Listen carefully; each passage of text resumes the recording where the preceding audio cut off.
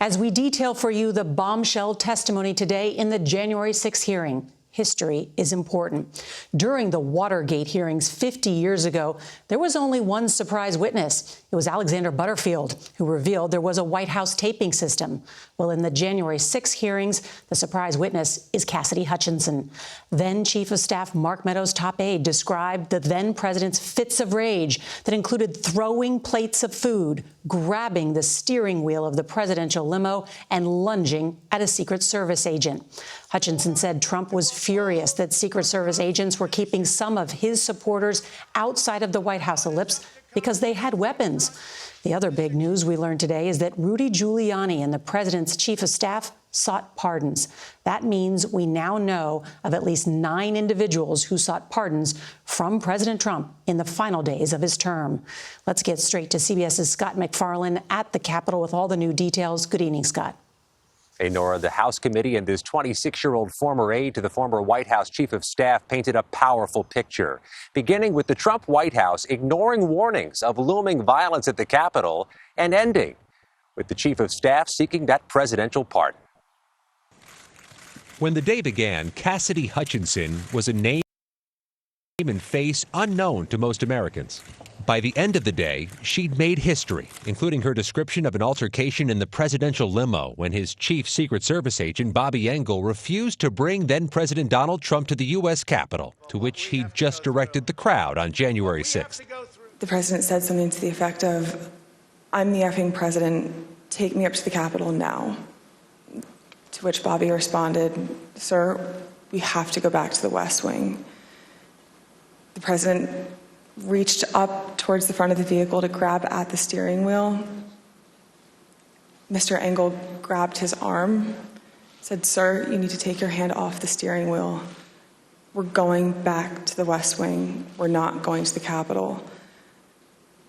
Mr. Trump then used his free hand to lunge towards Bobby Engel.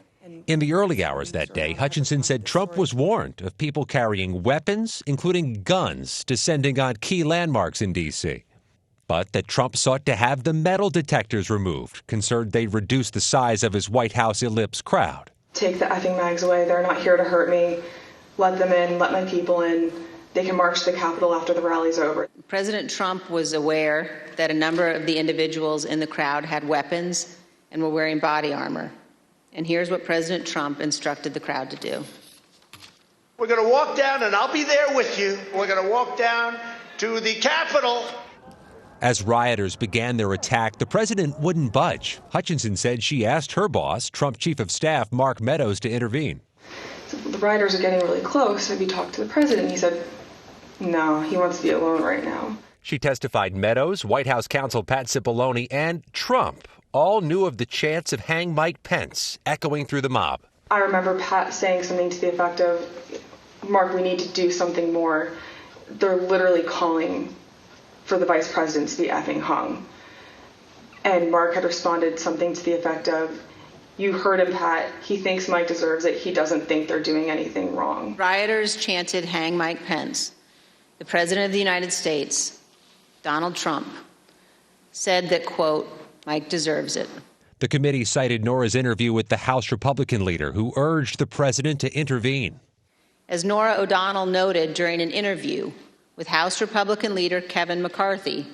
Leader McCarthy, the President of the United States has a briefing room steps from the Oval Office. Why hasn't he walked down and said that? Hutchinson described her disappointment with the president's 2:24 p.m. tweet. As attackers poured onto the grounds, he wrote, "Mike Pence lacked courage."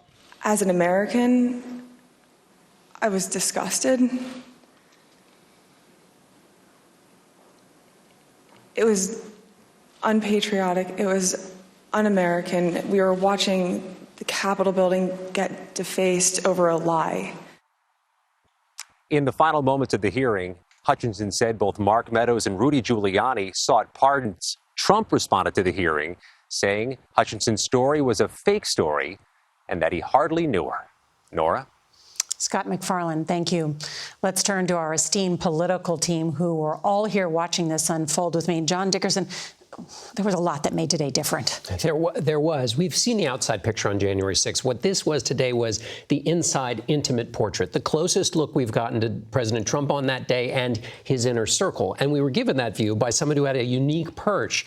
Hutchinson worked for the chief of staff. That is like being in the air traffic control tower of a White House. So she witnessed the frantic lawyers running through the hall, the pleas from the members of Congress, and her boss, who wilted in the face of a president who was encouraging violence, ignoring the warnings, and even lunging at his Secret Service agent, would stop at nothing until the violence started, and then did nothing for so long. Stunning, really. Jeff Pegues, I mean, that was part of it. President Trump knew there would be violence. What about other law enforcement? Yeah, and that's a good point. Early on January 6th, the White House, we found out today, was getting warnings about the potential for violence. In fact, there were reports that some people were there in the crowd armed with AR-15s or handguns, even spears.